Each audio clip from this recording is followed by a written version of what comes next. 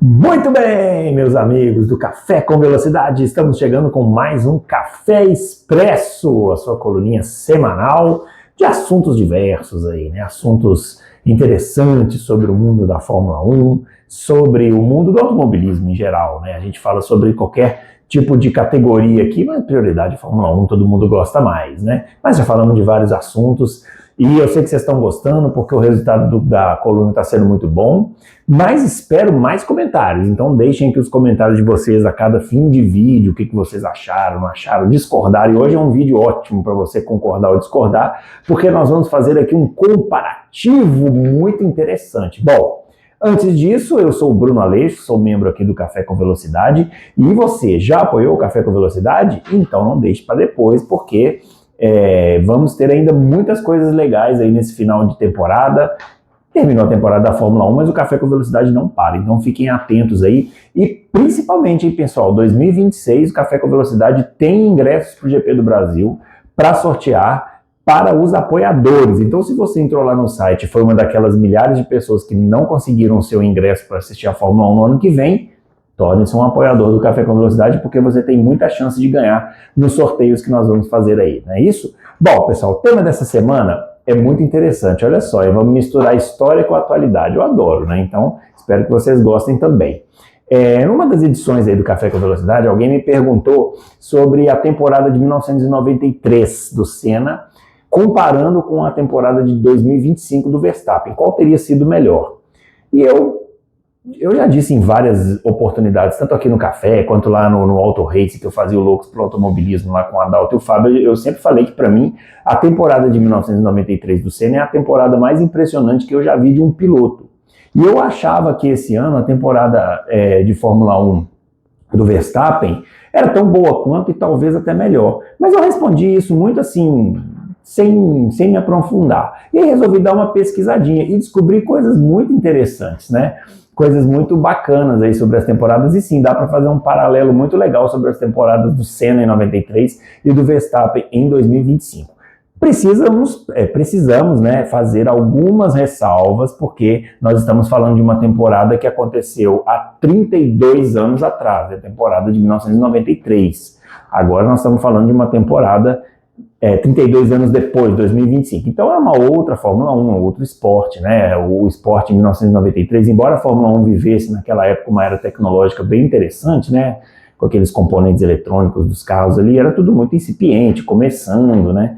E hoje a Fórmula 1 é uma categoria ultra avançada, né? A dependência, isso é muito importante, a relação piloto-carro, ela diminuiu bastante, né? Antigamente o piloto ainda fazia alguma diferença em alguns momentos, hoje quase não faz mais, né? Hoje se o carro não for bom, não tem jeito mesmo, assim, a não ser algumas questões ali de chuva, né? E clima, e vento, né? E, cara, se o carro não for bom, o cara não faz nada. Antigamente, até que dava para se virar um pouquinho. Mesmo assim, Fórmula 1 sempre foi muito mais carro do que piloto, né? São raríssimas as ocasiões em que um piloto venceu não tendo o melhor carro, principalmente venceu o campeonato, né? Bom, então, pessoal, é o seguinte, a primeira coisa que a gente tem que ter em mente para fazer essa comparação é que nós estamos falando de duas temporadas com um número de corridas completamente diferentes.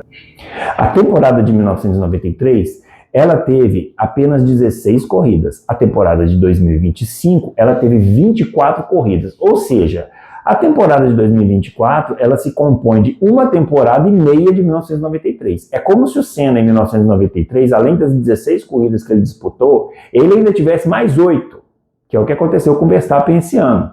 Então, é um comparativo de números absolutos impossível de ser feito, motivo pelo qual eu trouxe aqui alguns percentuais para a gente poder fazer a comparação, certo? Outra coisa, pessoal, muito importante é o seguinte, o Senna, em 1993, ele jamais esteve na disputa do título, isso nunca aconteceu. Ele até liderou o campeonato ali até o GP de Mônaco, ele figurou, ele termina o GP de Mônaco ainda na liderança do campeonato. O GP de Mônaco, se não me engano, era a 6ª corrida, né? Ou seja, foi até bem assim, mas ele jamais esteve na disputa pelo título. Daqui a pouco eu vou explicar para vocês o que aconteceu do GP de Mônaco em diante, né? Com o Senna. O Verstappen não, o Verstappen, vocês viram, ele disputou o título até o final, ele conseguiu se manter na disputa até o final e foi um candidato sério ao título de 2025 até o final. Existe essa diferença, mas também tem umas explicações para essa diferença. Por exemplo, a temporada mais longa, ela cria mais oportunidades para que mais pilotos cheguem na disputa. Se o Senna tivesse essas 8 corridas adicionais que o Verstappen teve, eu diria que talvez chegasse. Vou explicar para vocês por que daqui a pouquinho. Mas vamos aos números, vamos ficar nessa conversinha fiada. Bom, Ayrton Senna, em 1993, disputou, então, 16 corridas naquela temporada e obteve 7 pódios. Foram 5 vitórias e 2 segundos lugares. Ele abandonou 4 corridas naquele ano. 3 delas por problemas mecânicos. E isso é muito importante dizer, porque nós estamos falando de uma temporada em que problemas mecânicos aconteciam o tempo inteiro, né? Assim, os carros eram muito mais mecânicos mesmo, né? Assim, não tinha tanta eletrônica controlando tudo, né? E era tudo muito mais rudimentar, então quebrava, né? Quebrava muito. O Senna quebrou 3 vezes naquela temporada. Além disso, ele fez 73 pontos naquele campeonato. Ele ficou a 26 pontos do campeão Alain Prost, ficou em segundo lugar, foi o vice-campeão, mas 26 pontos atrás. Portanto, como eu disse, ele não chegou a disputar o título em nenhum momento. Então vamos falar em percentuais, que é o que interessa aqui pra gente. Em termos de vitória, ele venceu 31,25% daquelas corridas em 1993 e ele esteve no pódio em 43,75% das corridas de 1993. Bom, esses foram os números do Senna. Agora vamos aos números do Max Verstappen em 2025. O Max Verstappen disputou em 2025, como nós dissemos, 24 corridas. Foi 14 vezes ao pódio, com 8 vitórias, foi o piloto que mais venceu, né? O Lando Norris e o Oscar Piastri. Eles conseguiram apenas... eles conseguiram 7 vitórias cada um. Pessoal, é importante uma coisa que eu não falei lá no começo, hein? Eu também tirei as sprints, porque em 1993 não tinha sprint, né? Senão aumentaria muito mais, aí ficaria realmente inviável fazer essa comparação, tá? Então não estou contando sprints aqui. Foram 8 vitórias, 5 segundos lugares e 2 terceiros lugares. Portanto, 14 pódios. Ele teve um abandono, e não foi por problema mecânico, ele teve aquela batida com o Antonelli na Áustria, na primeira volta lá do Grande Prêmio da Áustria. Ele fez 421 pontos no campeonato. Isso também é importante dizer, né, pessoal? Em 2025, o vencedor ganha 25 pontos. Em 1993, o vencedor ganha 10. Muda bastante. Só os 6 primeiros pontuavam, agora os 10 primeiros pontuam. Então, tem essa diferença aí. Então, ele fez 421 pontos do campeonato e ficou a 2 do campeão. Ou seja, ele disputou o título até a última corrida, o Max Verstappen. Ele venceu 33,3% das provas e esteve no pódio em 58,3%. Ou seja, o Max Verstappen, ele conseguiu, em número de vitórias, é muito próximo o percentual entre ele e Senna. 31,25% do Senna, 33,3% do Verstappen.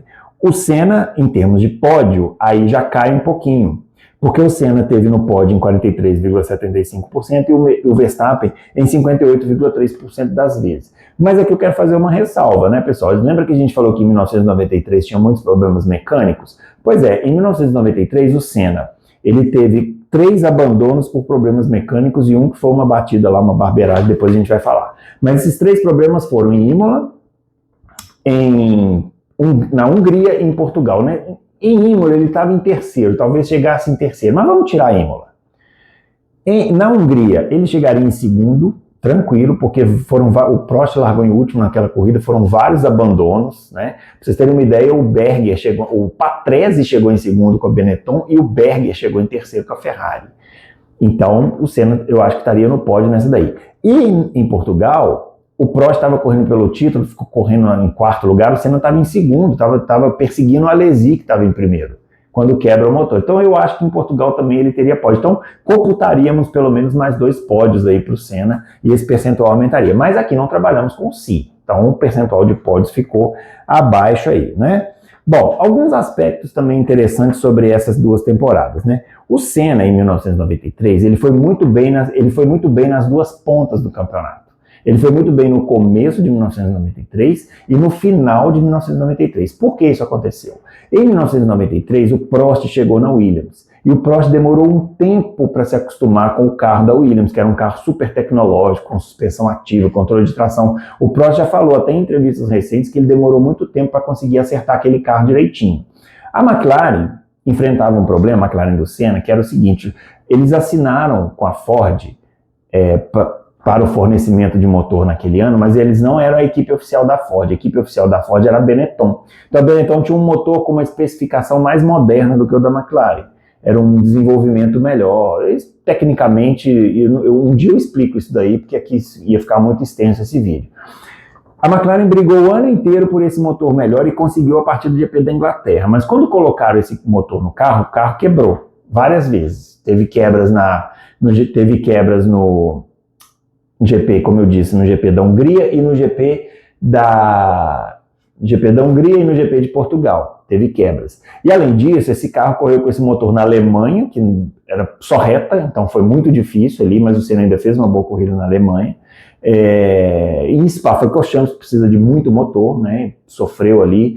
Então só foi acertar direitinho essa história nas duas últimas corridas do campeonato, que foram Japão e Austrália, onde o Senna conseguiu as vitórias mais tranquilas dele nessa corrida, nessa temporada, porque no Japão ele vence a corrida. Embora tenha chovido, ele já estava em primeiro, ele estava com um bom ritmo de prova frente às Williams do Prost e do Damon Hill. E na Austrália ele passeou ali em Adelaide, andou super bem, tranquilamente. Foi inclusive a última vitória dele, né, na vida, porque depois ele... Bom, enfim, aconteceu tudo aquilo que aconteceu em 1994. Algumas pilotagens inesquecíveis do Ayrton Senna em 1993, e aqui eu peço ajuda suas no comentário, se faltou alguma, vocês falam. Mas eu separei algumas aqui. GP da Europa, aquela primeira volta inesquecível, maravilhosa, que ele vence a corrida. O GP do Brasil, que eu acho uma vitória até mais legal do que a do GP de 1991. Eu acho a de 93 top 5 das vitórias do Senna na carreira. Tem um GP da Alemanha nessa temporada, procure no YouTube se tem na íntegra, vai lá no Marcos Vinícius F1, é um canal que tem várias corridas na íntegra, lá vê se tem essa. O Senna roda, cai para último, e ele faz uma corrida espetacular de recuperação com o motor Ford, que era menos potente, e chega em 4º lugar. Essa corrida é sensacional. E teve uns pontos fracos também do Senna nessa temporada, foram poucos. Mas eu destaco um que foi o GP da Itália, que ele deu uma pancada na traseira do Martin Brundle, uma barbeiragem ali, né, antes daquela chicane, a segunda chicane, né, e enfim, barbeiragem, mas todo piloto está sujeito a fazer barbeiragem. O Max Verstappen, em 2025, ele teve um bom ano a partir da Hungria. Até então ele tinha tido algumas vitórias, mas claramente o carro da Red Bull era um carro problemático, ele estava com muitas dificuldades. Depois da Hungria ele chegou a declarar que não estava na disputa pelo título, mas da Hungria em diante ele venceu muitas corridas ali. E o carro melhorou. Então, assim, não caiam muito nessa história de o Max andou mais que o carro. O Max teve um bom carro a partir da Hungria e fez valer a sua capacidade e a sua condição de melhor piloto do ano de 2025. Algumas pilotagens inesquecíveis do Max em 2025, né? Também, de novo, peço ajuda aqui para vocês. Se lembrar de alguma que eu não mencionei aqui. No Japão, ele teve uma pole espetacular, com uma vitória de ponta a ponta. Lembrando que o Japão ainda era aquela fase em que a McLaren tinha um carro muito melhor e o Max fez uma pole de mestre ali. Ele teve o GP da Itália, que ele liderou a corrida inteira, né, e contou com aquela história da McLaren lá, deixa passar para cá, para lá, aquela coisa do Papaya Rules lá que a gente já conversou. GP do Brasil, que ele sai de 17º e chega em terceiro, para mim, melhor corrida do Max Verstappen nesse ano. O GP do Azerbaijão, que da mesma forma como na Itália, ele faz a pole com chuva e consegue manter a liderança ali. Essa corrida ele vence de ponta a ponta, faz a melhor volta, enfim, aquele Grand Challenge, né, que eles chamam aí. Ponto fraco, claro, GP da Espanha, onde o Max Verstappen tinha que deixar o George Russell passar, e ao fazer isso joga o carro de propósito, uma manobra antidesportiva da qual ele deveria ter sido desclassificado, pontos esses que fizeram muita falta para ele no final do campeonato de 2025, né? Muito bem. Então é isso, pessoal. Eu acho, agora concluindo, né, assim, eu acho que existe sim uma memória afetiva de que a temporada do Senna, ela foi muito espetacular, assim, mais espetacular que a do Max em 2025. Mas os números mostram que foi bem equilibrado, né? Assim, o Max também fez um ano de 2025 espetacular. Como eu disse no início, eu acho que se o Senna tivesse tido mais 8 corridas naquele ano, de 1993, com o motor da Benetton, talvez ele conseguisse desafiar o Prost ali pelo título, né? mas somente com duas corridas ali ganhando no final, né, com esse motor já azeitado ali no carro da McLaren, ficou difícil. De qualquer maneira, é um ano sensacional, o 1993 do Senna e o 2025 do Verstappen. Eu tenho dificuldade, vou confessar, tenho dificuldade para dizer qual é melhor, tenho dificuldade. A minha memória afetiva me leva a achar que o Senna foi melhor, mas eu já revi essa temporada de 93 há pouco tempo, mas eu quero rever outra vez. Agora vou ver se eu faço isso em janeiro, e aí eu quero ver se eu trago essas conclusões aqui para vocês de qual foi melhor. O importante trouxe aqui os números, e aí vocês aqui nos comentários me dizem o que foi melhor para vocês, o Senna em 1993 ou o Max Verstappen em 2025.